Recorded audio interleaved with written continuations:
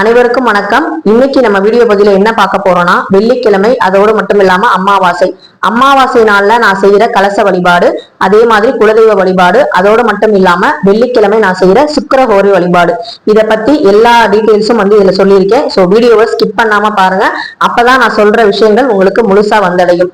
சுக்கிரஹோரனை பத்தி நான் நிறைய விஷயங்கள் சொல்லியிருக்கேன். வெள்ளிக்கிழமை காலை 6 to 7, மதியம் 1 to 2, இரவு 8 to 9. அதோட மட்டும் இல்லாம சுக்கிரனுக்கு பிடித்த ஒரு உணவுப் பொருள் இருக்கு. அதை நம்ம வெள்ளிக்கிழமையில நம்ம உணவுல சேர்த்துக்கிறது, நம்ம அதை சாப்பிடுறது அப்படிங்கிறது சுக்கிரனோட அருளை மேலுமே பெற்றுத்தரும். அதுவும் இந்த வெயில் காலத்துல நீங்க அதை சேர்க்கறதுங்கிறது ரொம்ப ரொம்ப விசேஷமானது. இப்ப நம்ம அந்த என்னென்ன விஷயங்கள் அப்படிங்கறத நம்ம பார்க்கலாம். என்ன நிற உடை அணியலாம், என்ன மாதிரி சுக்கிரஹோரையில நம்ம சேவிங்ஸ் பண்ணலாம், அதே மாதிரி குலதெய்வ வழிபாடு எப்படி செஞ்சிருக்கேன், கலச வழிபாடு எப்படி செஞ்சிருக்கேன் அப்படிங்கிறது எல்லாமே இந்த வீடியோல இருக்கு. வீடியோவை ஸ்கிப் பண்ணாம பாருங்க. வாங்க வீடியோக்குள்ள போலாம். வெள்ளிக்கிழமை சுக்கிரஹோரையில 6 to 7 நான் பண்ற விஷயமே, என்னுடைய சேவிங்ஸ் பாக்ஸ்ல நான் காசை மகாலட்சுமி தாயாரையும் சுக்கிர பகவானையும் நாராயணனும் நினைச்சு நான் அந்த காசை சேர்த்து வைப்பேன். இந்த காசு பல்மடங்கு பெருகணும் அப்படின்னு சொல்லிட்டு. வெள்ளிக்கிழமை அப்படின்னாலே எண்ணெய் ஸ்நானம் பண்ணுவோம். இன்னைக்கு நம்ம அமாவாசை அப்படிங்கிறனால நம்ம எண்ணெய் தச்சு தலை குளிக்கல. இன்னைக்கு நான் இந்த ஒரு சாண்டல் மாதிரி கலர்ல சாரி கட்டியிருக்கேன், கேரளா காட்டன் சாரி கட்டியிருக்கேன். அதுக்கு காரணம் என்னன்னா, சுக்கிரனுக்கு பாத்தீங்கன்னா வெண்மை நிறம் அப்படிங்கிறது ரொம்ப ரொம்ப பிடிக்கும். வெள்ளை நிறம்னா ரொம்ப பிடிக்கும்.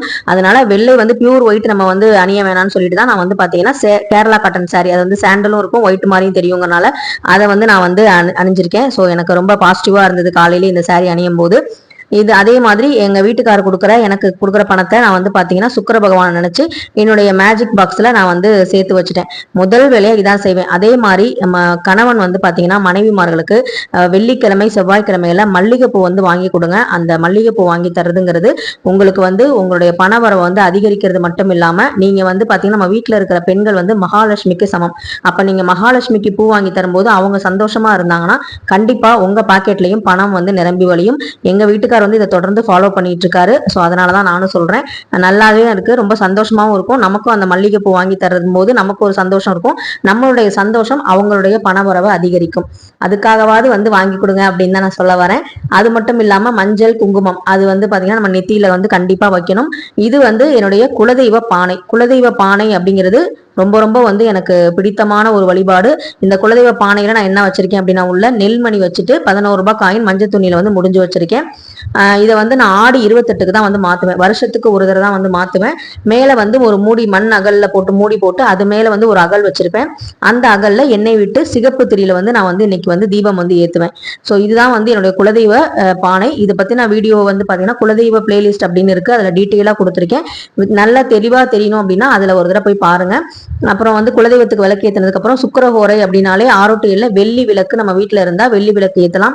இல்ல அப்படின்னா நம்ம வீட்டுல என்ன கஜலட்சுமி விளக்கு இல்ல அஷ்டலட்சுமி விளக்கு எது இருக்கோ அதை நம்ம சுக்கிர பகவானை நினைச்சு நம்ம ஏத்தணும். அதுக்கு முன்னாடி நம்ம நிலைவாசல்ல ஏத்திடுவோம். நிலைவாசலையும் பாத்தீங்கன்னா சுக்கிர பகவான் அஷ்டலட்சுமிகளும் இருப்பாங்க, மகாலட்சுமி தாயார் இருப்பாங்க, நம்மளுடைய குலதெய்வம் நிலைவாசல் கதவுல இருப்பாங்க. ஸோ இவங்க எல்லாத்துக்கும் முதல்ல நம்ம நன்றி சொல்லிட்டு தான் உள்ள நான் குலதெய்வ பானையில விளக்கு ஏத்திட்டு சுக்கிரஹோரையில வெள்ளி தீபமும் ஏத்திட்டு கலசம் ரெடி பண்ணேன். இந்த கலச வழிபாடை பத்தியும் நான் ஆன்மீகம்ங்கிற பிளேலிஸ்ட்லயும் இருக்கும், குலதெய்வங்கிற பிளேலிஸ்ட்லயும் இருக்கும். இது நான் 10 வருஷமா நான் செஞ்சு வச்சு வழிபாடு செய்யற கலசம். நிரந்தர கலசம் வீட்டுல வைக்கிறது ரொம்பவே நல்லது. ஒவ்வொரு மாசமும் அமாவாசை அன்னைக்கு நான் தண்ணீரை மாத்திட்டு தேங்காய் அதே தான் வச்சிருப்பேன். நான் புரட்டாசி அமாவாசைக்கு தான் முத கொழு அமாவாசைக்கு தான் நான் பாத்தீங்கன்னா நவராத்திரியில இந்த கலசம் வச்சேன். அதனால அடுத்த வருஷம் வரக்கூடிய புரட்டாசி அமாவாசைக்கு தான் நான் தேங்காயை மாத்துவேன். செம்பு நம்ம இதை நிரந்தரமா வச்சுக்கலாம், அதுல ஒன்றும் தவறு கிடையாது. அதே மாதிரி கன்னி தெய்வத்துக்கும் நான் கலச வழிபாடு தான் செய்யறேன். அதை பத்தி நான் நிறைய வீடியோஸ் கொடுத்துருக்கேன். இது பாத்தீங்கன்னா கன்னி தெய்வத்தோடைய கலச செம்பு, அஷ்டலட்சுமி செம்பு. இதுலயும் பாத்தீங்கன்னா மஞ்சள் குங்குமம் பச்சை கற்பூரம் போட்டு தேங்காய் மஞ்சள் தடவி அதை வச்சுட்டு நான் அவங்களுக்கு தனியா கன்னி மூலையில வச்சிருவேன். அதுக்கப்புறம் நம்ம பண்ண வேண்டிய விஷயங்கள், வெள்ளிக்கிழமையாவது எப்படி கணவன்மார்கள் பூ வாங்கி கொடுங்கன்னு நான் சொன்னோம், அதே மாதிரி மனைவிமார்களும் கணவருடைய காலில் ஆசீர்வாதம் வாங்குறது ரொம்ப ரொம்ப நல்லது. ஒருத்தருடைய பிளஸ்ஸிங்ஸை வாங்குறது தான் சிறந்த ஒரு வரம் நமக்கு. அதை நம்ம வெள்ளிக்கிழமையில வாங்குறது ரொம்பவே நல்லது. இன்னைக்கு வந்து பாத்தீங்கன்னா எங்களுக்கு ஒரு முக்கியமான நாள். அதை நான் ஷார்ட்ஸ்ல சொல்றேன். அதை வந்து எங்க வீட்டுக்காரர் கண்டுபிடிக்க மாட்டார்னு நினைச்சேன். ஆனா கண்டுபிடிச்சு கரெக்டா வந்து தப்பிச்சிட்டாரு என்கிட்ட. ஸோ அதை பத்தி நான் ஷார்ட்ஸ்ல சொல்றேன்.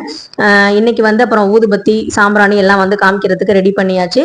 2 எலுமிச்சம்பழம் வந்து நான் வந்து கலச செம்பு பக்கத்துல வச்சிருப்பேன். அது எதுக்காகனா நாகமணி அம்மன் கோவிலுக்கு கலையம் வந்து கலையத்துல வந்து எலுமிச்சம்பழம் வந்து மாசம் மாசம் வந்து நாங்க மாத்துவோம். நம்ம 2 எலுமிச்சம்பழம் வச்சு வேண்டிக்கிட்டு வீட்டுல இருந்து எடுத்துட்டு போய் அங்க வந்து நம்ம கோவில்ல கொடுத்தோம் அப்படின்னா ஒரு எலுமிச்சம்பழத்தை அம்பாள்கிட்ட வச்சுட்டு ஒரு எலுமிச்சம்பழம் நம்மள்ட்ட கொடுப்பாங்க.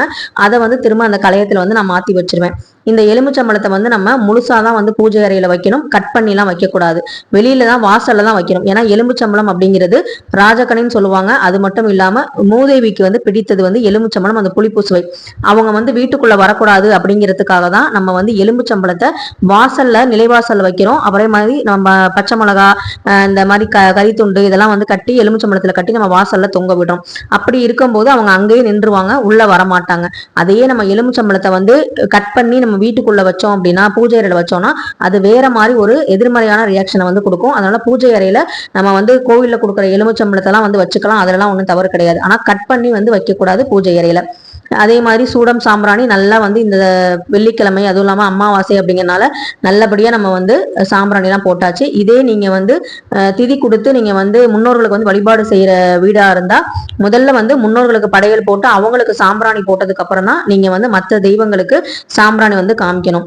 விளக்கு வந்து ஏத்தலாம். ஆனா சாம்பிராணி மணி அடிக்கிறது இதெல்லாம் வந்து பாத்தீங்கன்னா நம்ம வந்து குலதெய்வம் முன்னோர்களோட வழிபாடு செஞ்சதுக்கு அப்புறம் அவங்க திதியெல்லாம் கொடுத்து அவங்க படையெல்லாம் போட்டு அவங்க சாப்பிட்டதுக்கு அப்புறம் தான் நம்மளுடைய சாமிக்கு வந்து பூஜை ரூம்ல நம்ம வந்து பூஜை பண்ணணும். அதை மட்டும் ஞாபகம் வச்சுக்கோங்க. இன்னைக்கு வந்து கோமாதாவுக்கு நம்ம வந்து அகத்திக்கீரை கொடுக்கலாம். அம்மா அப்பா இருக்கிறவங்க வந்து அகத்திக்கீரை கொடுக்காம பழங்கள் வந்து வாழைப்பழம் இல்ல அருகம்புல் இந்த மாதிரி விஷயங்கள் வந்து நீங்க வந்து கொடுக்கலாம். ஸோ இன்னைக்கு வந்து ரொம்ப வந்து சிறப்பா வந்து சீக்கிரமா வந்து பூஜையும் முடிஞ்ச மாதிரி எனக்கு ஒரு ஃபீல் ஆச்சு. கலச சம்பளம் கழுவுன மாதிரியே தெரியல. டக்கு டக்குன்னு வேலையை முடிச்சுட்டு காலையில 7:30 மணிக்குள்ள எல்லா வேலையுமே நான் வந்து முடிச்சுட்டு அதுக்கப்புறம் வந்து கோவிலுக்கும் வந்து கிளம்பிட்டேன். எப்பவும் போற மகாசக்தி மாரியம்மன் கோவிலுக்கு கிளம்பியாச்சு. அதோட மட்டும் இல்லாம இன்னைக்கு அமாவாசைங்கனால நாங்க வந்து நாகமணி அம்மன் கோவிலுக்கும் மத்தியானத்துக்கு மேலதான் போவோம். ஸோ அதில் வந்து பாத்தீங்கன்னா நான் உங்களுக்கு அடுத்த வீடியோல வந்து உங்களுக்கு கொடுக்குறேன். எப்படி வந்து வந்து நாகமணி தேவி கோவில் பார்க்காதவங்களுக்கு நீங்க இன்னைக்கு பார்க்கும்போது உங்களுக்கு கண்டிப்பா வந்து தெரியும். நாகமணி தேவிங்கிற பிளேலிஸ்டும் இருக்கு. அதுலயும் போய் பாத்தீங்கன்னா எப்படி வந்து நான் வந்து நாகமணி தேவி கோவில் வந்து எங்களுக்கு என்னென்ன செஞ்சது அப்படிங்கிற விஷயங்கள் எல்லாமே அந்த அம்பாள் எங்களுக்கு என்ன நல்லதெல்லாம் பண்ணாங்கிறதெல்லாம் அந்த வீடியோல வந்து நிறைய இருக்கும், பாருங்க. இன்னைக்கு முக்கியமான ஒரு விஷயத்துக்கு தான் நான் சொல்ல போறேன். நிறைய பேர் வந்து சுக்கிரஹோரை வந்து எப்பன்னு கேட்டிருந்தீங்க. நான் சொன்ன மாதிரி வெள்ளிக்கிழமையில வரக்கூடிய வெள்ளிக்கிழமையே வந்து சுக்கிரவாரம் தான் சொல்லுவாங்க. அந்த சுக்கிரவாரத்துல நம்ம வந்து 6 to 7 காலை, மதியம் 1 to 2, இரவு 8 to 9 நம்ம வந்து விளக்கேற்றி சுக்கிர பகவானை நினைச்சு நம்ம வழிபாடு செய்யறது ரொம்ப ரொம்ப நல்லது. அந்த நேரத்துல நம்ம காசு சேமிக்கிற விஷயங்கள் பண்ணலாம், இல்ல வந்து தங்க நகை வாங்குறது வந்து பண்ணலாம். இந்த மாதிரி பண்ணும்போது நம்ம கிட்ட நகையும் பணமும் சேரும் அப்படிங்கிறது நம்பிக்கை. அது மட்டும் இல்லாம காசு பணத்தை விட ரொம்ப வந்து உயர்ந்த எதுன்னா மனசுல நிம்மதி, சந்தோஷம். இந்த நிம்மதியையும் சந்தோஷத்தையும் தரக்கூடியவர் யாருன்னா சுக்கிர பகவான் தான். அதாவது காதல், அன்பு, வீட்டுல வந்து சுபிக்ஷமான விஷயங்கள், கல்யாணம், குழந்தை வரம், இந்த மாதிரி விஷயங்கள் நிறைய வந்து பண்றது, இந்த மாதிரி சந்தோஷமான விஷயங்கள் நடக்கிறதுக்கெல்லாம் சுக்கிரனுடைய அருள் வந்து பரிபூர்ணமா கிடைக்கணும். அப்பதான் நம்மளால வந்து வீட்டுல வந்து சந்தோஷமா இருக்க முடியும். அப்படி நம்ம சுக்கிர ஹோரையில வந்து நம்ம எல்லாமே வந்து பண்றோம். இருந்தாலும் வந்து இன்னும் கொஞ்சம் வந்து தடைகளா இருக்கு அப்படிங்க நினைக்கிறீங்க அப்படின்னா வெள்ளிக்கிழமைகள்ல தயிர் வந்து இருக்கு பாத்தீங்களா. தயிர்ல வந்து வடநாட்டு சைட்லாம் வந்து பாத்தீங்கன்னா அந்த நம்ம எப்படி தண்ணி குடிச்சிட்டு போறோமோ வெளியே போகும்போது அதே மாதிரி அவங்க தயிர்ல வந்து சர்க்கரை வந்து கலந்து சாப்பிட்டு போவாங்களாம். அப்படி தயிர்ல வந்து சர்க்கரை கலந்து சாப்பிட்டு போனா நமக்கு புத்துணர்ச்சியோ இருக்கும். அதே மாதிரி தயிர் வந்து ஒரு தூய்மையின் அடையாளம். நமக்கு வரக்கூடிய தடைகளை வந்து தகர்த்தெறிய கூட ஒரு அற்புதமான விஷயமா இருக்கும். மன அழுத்தத்தை குறைக்கக்கூடியது.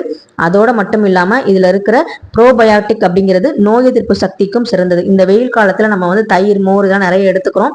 நார்மலாவே நம்ம உடம்பு அது கேட்கும், அதுதான் வந்து ஆசைப்படும், நம்ம சாப்பிடுவோம். ஆனா நீங்க எப்பவுமே வார வாரம் வெள்ளிக்கிழமையில தயிர் சேர்த்து சாப்பிடுறது, தயிர்ல நீங்க வெளியே போகும்போது தயிர்ல வந்து சர்க்கரை கலந்து நீங்க வந்து சாப்பிடுறதுங்கிறது ரொம்பவே வந்து நல்லது. இந்த சர்க்கரை வந்து தயிர்ல வந்து கலக்கும் போது அது சுக்கிர பகவானுடைய அந்த பலத்தை வந்து இன்னமும் அதிகரிக்கும். நமக்கு பலன்கள் வந்து நிறைய வந்து கிடைக்கும். அது மட்டும் இல்லாம தயிர் வந்து பாத்தீங்கன்னா அபிஷேகம் செஞ்சோம் அப்படின்னா புத்திர பாக்கியம் கிடைக்கும் அப்படின்னு சொல்லுவாங்க. எந்த ஒரு தெய்வத்துக்குமே வந்து தயிரால வந்து அபிஷேகம் செய்வாங்க. தயிரால அபிஷேகம் செய்யறது அப்படிங்கிறது ஒரு மங்கள பொருள் மட்டும் இல்ல. தயிர் அபிஷேகம் அப்படிங்கிறது ஒரு புத்திர பாக்கியத்தை தரக்கூடிய, ஒரு சந்தோஷத்தை தரக்கூடிய ஒரு அற்புதமான ஒரு விஷயம். அதனால வந்து நீங்க வெள்ளிக்கிழமையில சுக்கிர ஹோரையில வந்து காசு சேர்த்து வைக்கிறீங்க, எல்லாமே பண்றீங்க. அதோட மட்டும் இல்லாம தயிரையும் வந்து சேர்த்துக்கோங்க. அதனாலதான் நம்ம முன்னோர்கள் வந்து தயிர், பால் இதெல்லாம் வந்து வெண்மை நிற பொருட்கள் எல்லாம் வந்து 6 மணிக்கு மேல யாருக்கும் கொடுக்காதீங்க, வெள்ளிக்கிழமை இதெல்லாம் கடனா கொடுக்காதீங்க அப்படின்னு சொல்றாங்க. ஏன்னா அது சுக்கிரனுடைய ஒரு பெரிய காரணி அந்த தயிர் அப்படிங்கிறது. ஸோ அந்த தயிர்ல வந்து சர்க்கரை கலந்து நீங்க சாப்பிட்டு பாருங்க. எக்ஸாம் போற பிள்ளைங்க எல்லாமே அந்த தயிரில் வந்து சர்க்கரை கலந்து சாப்பிட்டு போனாங்கன்னா அதில் இருக்க குளுக்கோஸ் வந்து பார்த்தீங்கன்னா நமக்கு வந்து உடனடியாக ஒரு புத்துணர்ச்சியை வந்து கொடுக்கும். சோர்வடையாமல் இருக்கிறதுக்கும் அது வந்து உதவும். இது ஆன்மீக ரீதியாகவும் சரி, அதே மாதிரி சயின்ஸ் ரீதியாகவும் சரி, இது வந்து உண்மைதான்.